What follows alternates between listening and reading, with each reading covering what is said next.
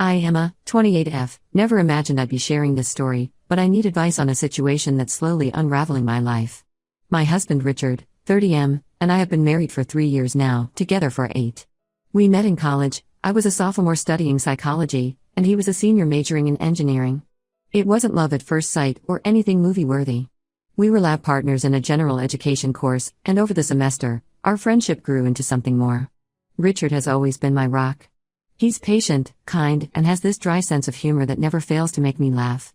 We dated for 5 years before getting married, taking our time to make sure we were truly ready for that commitment.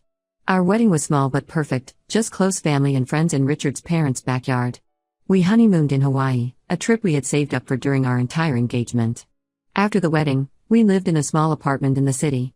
Richard worked as a mechanical engineer at a local firm, while I finished my master's degree in counseling. We were happy but cramped. We'd often joke about needing to schedule time in the bathroom because it was so tiny. Still, it was ours, and we made it work. Last year, an opportunity came up that we couldn't pass up. Richard's company offered him a promotion, but it required relocating to a suburban area about an hour away from the city. The pay increase was substantial, and the cost of living was lower. After many late-night discussions and pros/con lists, Richard's engineering mind at work, we decided to take the plunge. We found a beautiful house in a quiet neighborhood called Maple Grove. It was more than we ever dreamed we could afford, a 2-story home with a big backyard and a garage large enough for Richard to tinker with his beloved vintage Mustang. The previous owners had maintained a beautiful garden, which excited me as I'd always wanted to try my hand at gardening but never had the space in our apartment. Moving day was chaotic but fun. Richard's college buddies came to help, and we ended the day with pizza and beer on our new patio furniture. As we sat there, watching the sunset over our new neighborhood, I remember feeling so content. This was the beginning of our next chapter. The next day, as we were unpacking, our next-door neighbors came over to introduce themselves. George, 35M, and Sharon, 33F, Miller seemed nice enough. They brought over a homemade apple pie and offered to show us around the neighborhood. They had 2 kids, Mary, 7F, and Max, 5M, who were shy at first but quickly warmed up to us when they discovered Richard could do magic tricks. George worked in finance and Sharon was a part-time yoga instructor. They'd lived in Maple Grove for nearly a decade and knew everyone. They even offered to host a small get-together to introduce us to other neighbors. We were touched by their kindness and accepted gratefully. The get-together was a success. We met several other couples around our age and felt welcomed into the community. Mark, 40M, and Nancy, 38F, from across the street were particularly friendly. Mark was a high school teacher, and Nancy ran a small bakery in town. They didn't have kids but doted on their 2 golden retrievers. For the first few months, everything was perfect.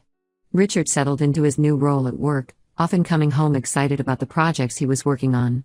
I found a job at a local counseling center, helping teenagers with anxiety and depression. On weekends, we'd explore our new town or work on house projects together. We became closer with the Millers. Our dogs, our corgi, Bentley, and their Labrador, Cooper, would play in the shared backyard. Richard and George bonded over their shared love for vintage cars. George had a classic Chevrolet that he was restoring, and the two would spend hours discussing engines and paint jobs. Sharon and I discovered we both enjoyed gardening. She taught me how to care for the plants the previous owners had left behind and helped me start my own vegetable patch. We'd often spend Saturday mornings working in our gardens, chatting over the fence that separated our yards. However, things started to change about 6 months ago. I began noticing George acting differently around me. It was subtle at first, lingering glances, standing a bit too close when we talked, finding excuses to come over when Richard wasn't around.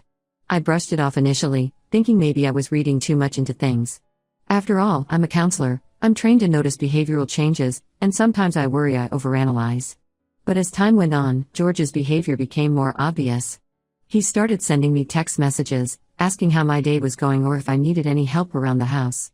Once, when Richard was out of town for a work conference, George showed up at our door with a bottle of wine, claiming Sharon was out with friends and he thought I might like some company. I politely declined, feeling uncomfortable with the situation. I didn't tell Richard about these incidents at first. I didn't want to create tension with our neighbors, especially when Sharon had been so kind to me. Plus, Richard and George had become good friends, often working on their cars together or watching sports games. I told myself I was probably overreacting and tried to avoid being alone with George. The breaking point came during our neighborhood's annual summer festival last month. It's a big event in Maple Grove. The whole community comes together for a day of food, games, and a fireworks display at night. Richard had to work late that day. His team was up against a big deadline, so I went alone, promising to save him some of Mark and Nancy's famous barbecue ribs. George approached me almost immediately, offering me a drink and sticking by my side for most of the evening. As the night wore on and more alcohol flowed, George became bolder. He put his arm around my waist while we were talking to other neighbors, and at one point, he leaned in and whispered that I looked beautiful. I was shocked and pulled away, making an excuse about needing to check on something at home. I left the festival early, my mind reeling. When I got home, I told Richard everything, about the text messages, the wine incident, and what had happened at the festival. He was furious and wanted to confront George right away, but I convinced him to wait until we had cooled down and could approach the situation rationally. The next day, Richard and I decided to talk to George and Sharon together. We invited them over, thinking it would be best to address the issue openly and honestly. But what happened next left us both stunned. When we explained the situation to Sharon, instead of being upset with George, she laughed it off. She said George was just a friendly guy and that I must have misinterpreted his actions. George denied everything, claiming I was the one who had been flirting with him. He even went so far as to suggest that maybe I was unhappy in my marriage and projecting my feelings onto him. Richard defended me vehemently, but George and Sharon seemed to have a united front. They accused us of trying to create drama in the neighborhood and threatened to tell everyone that we were causing problems. The conversation ended with them storming out of our house, leaving Richard and me in disbelief. Now, we're at a loss. Our once friendly neighborhood feels hostile.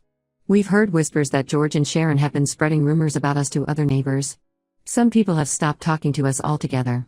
Richard suggested we consider moving, but we love our house and don't feel we should have to leave because of someone else's inappropriate behavior.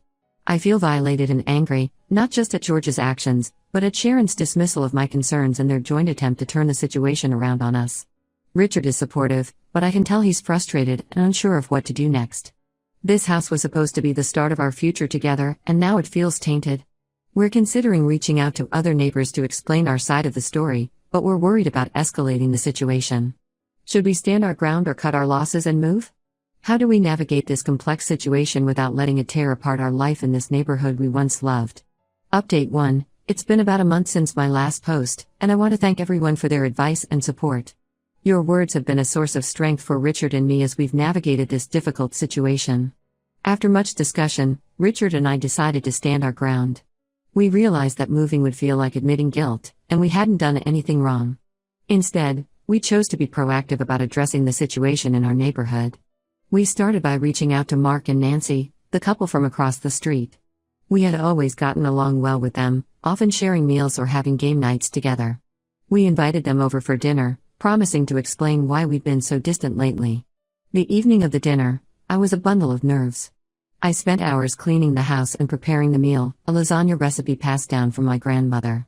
Richard tried to calm me down, reminding me that Mark and Nancy were our friends and would listen with an open mind. When Mark and Nancy arrived, we made small talk over appetizers. But as we sat down to dinner, I couldn't hold it in any longer. I burst into tears, the stress of the past few weeks finally overwhelming me.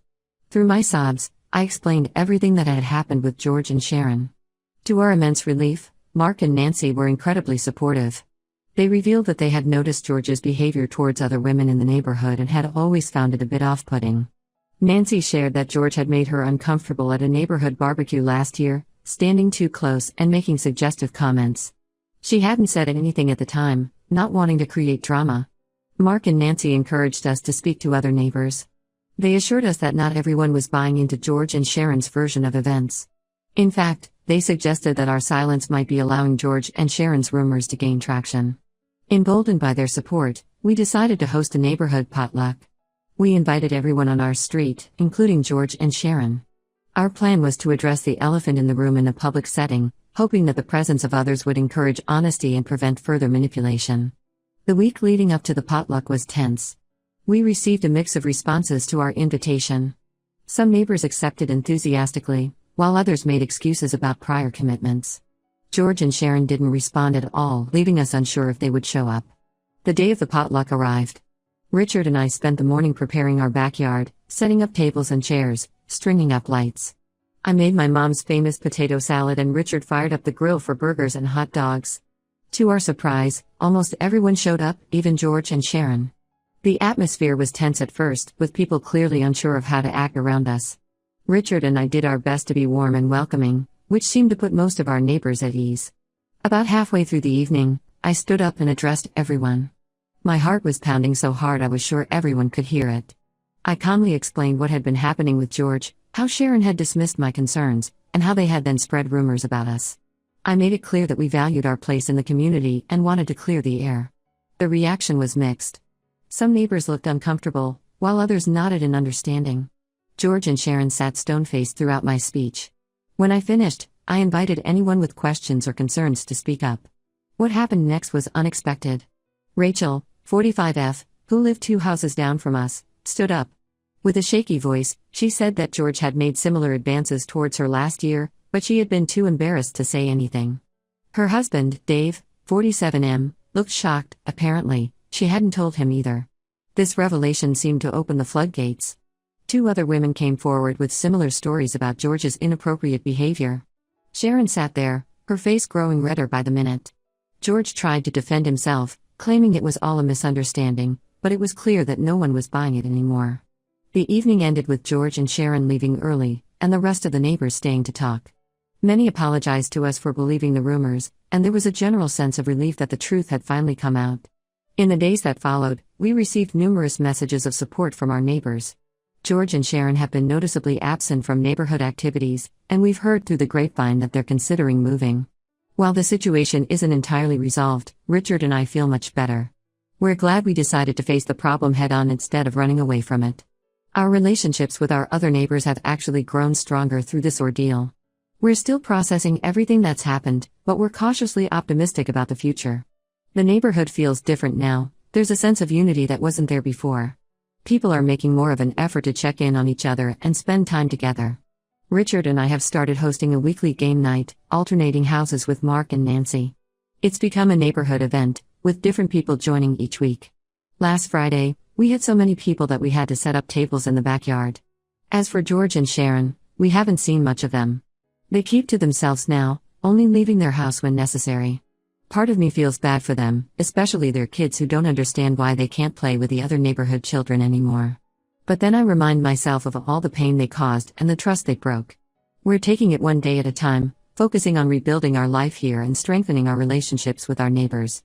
It's not always easy, but we're getting there. We'll keep you updated if anything else significant occurs. Update 2. It's been 2 months since my last update, and the situation has taken some unexpected turns. I apologize for the delay in posting. Things have been hectic, to say the least. Shortly after our neighborhood potluck, George and Sharon put their house up for sale. They didn't speak to anyone about it, just quietly listed the property. Most of the neighbors were relieved, thinking this would be the end of the drama. Richard and I felt a mix of emotions, relief that we wouldn't have to deal with them anymore, but also frustration that they were leaving without ever really acknowledging the harm they'd caused. Life in the neighborhood started to return to normal. Our weekly game nights continued to be a hit, and we even started a book club that met once a month. It felt like we were finally settling into the community life we had dreamed of when we first moved here. But about 3 weeks ago, as Richard and I were having breakfast on a quiet Sunday morning, we heard a commotion outside. We looked out to see police cars parked in front of George and Sharon's house. Curious and concerned, we went outside, joining other neighbors who had gathered to watch. To our shock, we saw George being led out of the house in handcuffs. Sharon followed, crying and yelling at the officers. Their kids were nowhere to be seen, which was a small mercy. None of us knew what was happening, but rumors started flying immediately. It wasn't until the next day that we learned the truth, and it was far worse than anyone could have imagined. George had been arrested on charges of embezzlement from his company. Apparently, he'd been stealing money for years to fund a lavish lifestyle that he and Sharon couldn't actually afford. This revelation put everything into a new perspective. George's aggressive flirting, Sharon's dismissal of other women's concerns, it all seemed like a smokescreen now, a way to distract from their real issues. The fallout was intense. Sharon and their kids moved out of the house within a week, presumably to stay with family. The house has been seized as part of the investigation into George's crimes.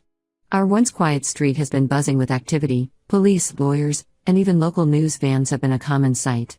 Richard and I have been trying to process this information. On one hand, we feel vindicated. George's true character has been revealed, and it's clear that his inappropriate behavior towards me and other women was just the tip of the iceberg.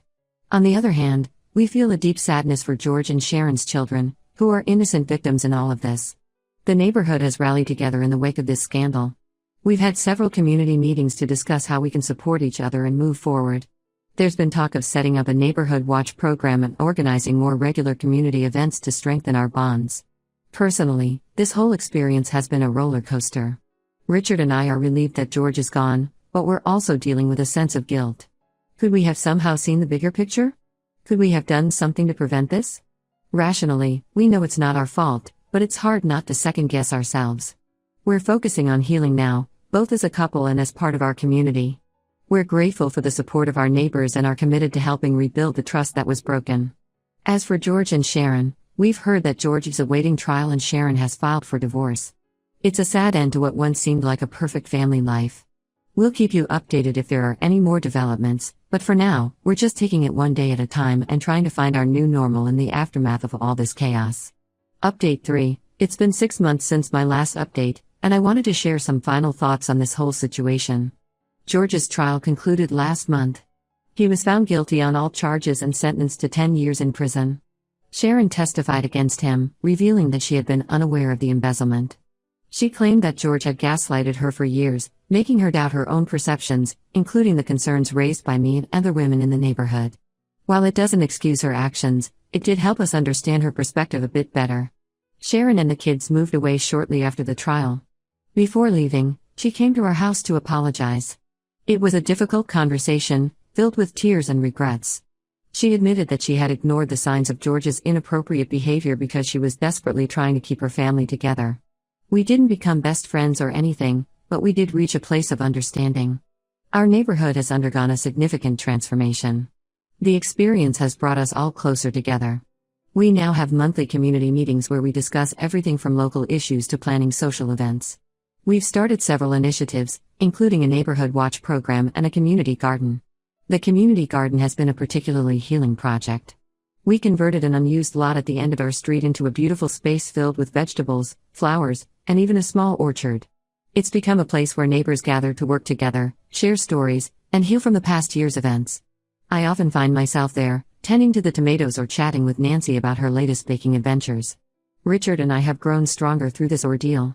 We've learned the importance of open communication and standing up for what's right, even when it's difficult. We've also learned not to take our relationships, with each other and with our community, for granted. Our careers have taken some interesting turns too. Richard's company recognized his leadership during the difficult times in our neighborhood and promoted him to a management position. As for me, my experiences inspired me to shift my counseling focus.